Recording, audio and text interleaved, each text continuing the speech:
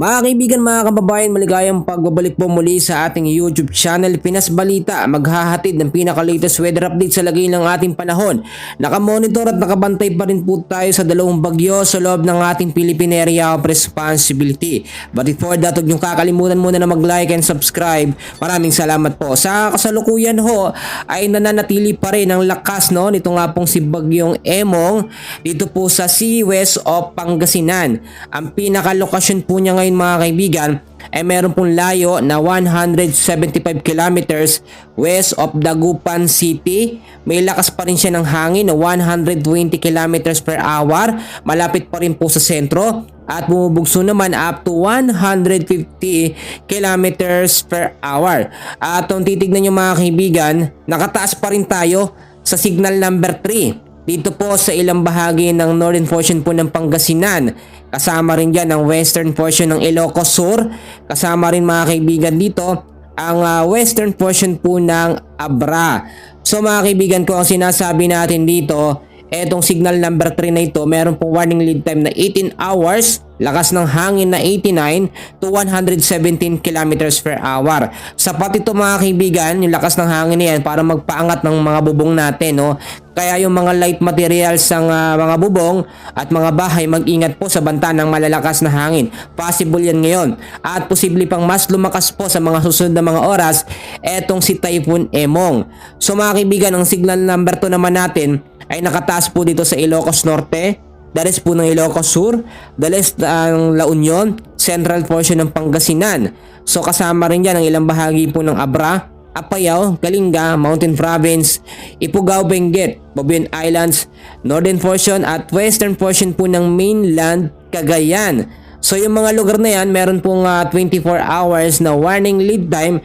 Ang ibig ko sabihin, within the next 24 hours o yung sa loob ng 24 hours, doon yung mararanasan. Pero ngayon, nararamdaman na natin mga kaibigan, tuloy-tuloy pong malalakas sa bugso ng pag-ulan na may kasamang malalakas po na hangin. Dahil po yan kay Bagyong Emong. So may lakas yun ng hangin na 62 to 88 kilometers per hour. Ang signal number 1 naman natin, nakatas pa rin sa Batanes, dalis po ng Cagayan, western at central portion po ng Isabela. Kasama dyan ang Tarlac, ang western at central portion po ng Nueva Ecija. So yung mga lugar na yan mga kaibigan, pinag-iingat po sa banta ng malalawakang pag-uulan dahil po dito kay Bagyong Emong. At bukod dyan mga kaibigan, balikan natin yan si Bagyong Emong. Ito naman po si Bagyong Dante. Si Bagyong Dante po ay malapit na rin lumabas ng ating Philippine Area of Responsibility. Pero patuloy niya pa rin pinapalakas mga kaibigan ang epekto ng hanging habagat or southwest monsoon sa kanlurang bahagi ng ating bansa. So maging handa pa rin tayo sa malawakang pag-uulan dahil nga po sa banta nitong habagat na pinapalakas po ni Bagyong Dante. So tignan naman natin yung pinakalokasyon nito nga pong si Bagyong Dante mga kaibigan. Sa ngayon, ang pinakalokasyon po ni Bagyong Dante ay may estimated pong data o layo na 735 kilometers east northeast of Itbayat, Batanes. Mas mahina yung hangin niya. Nasa 75 kilometers per hour pa lamang. Malapit pa rin sa sentro, bumubugso na 90 kilometers per hour. May pagkilos na pa northwestward sa bilis po na 30 kilometers per hour. Within the next 24 to 48 hours, ilalabas na po ito ng ating Philippine Area of Responsibility. Pero may chance pa rin na magbago ang pagkilos ng dalawang bagyo na itong mga kaibigan. Dahil nga yung distansya nila ay halos sa abot na sa 1,400 kilometers, nalayo, distansya. Posible o possible yung Fujiwara effect. Ano ba yon? Fujiwara effect mga kaibigan, interaction or kombinasyon ng dalawang bagyo, And hopefully wag po sanang mangyari yung ganong klaseng sitwasyon. Dahil mas magiging malakas ang epekto ng bagyo at mas lalakas din po ang habagat. Ngayon din mga kaibigan, alamin naman natin ang mga lugar po na apektado ng Bagyong Emong, Alam naman natin, itong si Bagyong Emong ay nagpapaulan sa ilang bahagi ng ating bansa. So alamin ho natin yung dami ng ulan na posible nga pong maranasan ngayong hapon hanggang sa gabi, hanggang sa mga susunod po na mga araw. Dahil po kay Typhoon Emong, inaasahan ngayong araw na ito, hapon hanggang sa gabi ang 50 to 100 mm sa dami ng ulan sa Cagayan, Kalinga, Apayao, Isabela, Nueva Vizcaya at Nueva Ecija. 100 to 200 mm sa dami ng ulan din sa Ilocos Norte, Tarlac, Abra Mountain Province at Ifugao. 200 mm naman na dami ng ulan sa Ilocos Sur, La Union, Pangasinan, Zambales at Benguet. Pagdating naman po kinabukasan hanggang sa Sabado po ng hapon, no, inaasahan ng 50 to 100 mm sa dami ng ulan sa Ilocos Sur, Abra at Kalinga.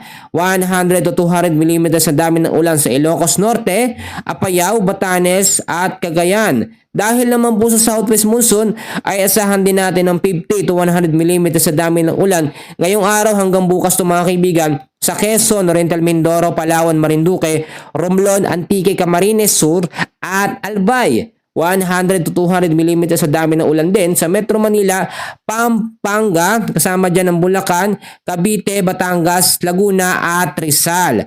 200 mm sa dami ng ulan naman, more or less, dito sa Bataan at Occidental Mindoro. Mga kaibigan ko, balikan naman natin yung sinasabi natin na epekto nga po o sitwasyon itong si Bagyong Emong. Kung makikita nyo mga kaibigan sa tinatawag natin na area of probability niya o yung pagkilos po ni Bagyong Emong, mga kaibigan, medyo nagbago na siya, no? Nagbago ng kaunti.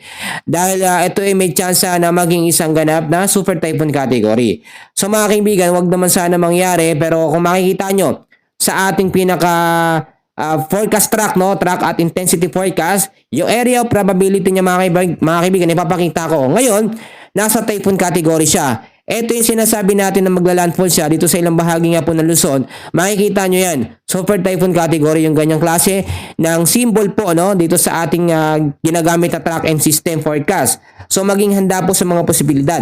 Kapag ito yung naging isang ganap na super typhoon, babalik ito at hihina into tropical storm, tropical depression hanggang maging low pressure area at nakalabas na yun ng ating PAR sa araw naman po ng Sabado ng umaga o gabi po, no, ng 11 p.m. So maging handa po tayo sa mga posibilidad na pwedeng mangyari. And hopefully, wag na lumakas pa yan. Maraming bahagi ng ating bansa ngayon ang apektado at lubog pa rin sa baha dahil po sa pagpapulan nito nga pong habagat or southwest monsoon. So yung chance po ba na Fujiwara effect mangyayari? Sa ngayon mga kaibigan, mabilis po yung paglayo nito nga pong si Bagyong Dante, no? Palabas ng ating Philippine Area of Responsibility. So yung tsansa, kombinasyon at interaksyon ng dalawang bagyo ay medyo mas malabo na ngayon. At hindi na mangyayari yan mga kaibigan dahil mabilis yung paglayo nga po nitong si Dante at medyo mabagal naman ang pagkilos at paggalaw nito nga pong si Bagyong Emong. Sa ngayon, yan muna ang pinaka-updated natin sa lagay ng ating panahon. And please don't forget to like and subscribe. Maraming salamat po.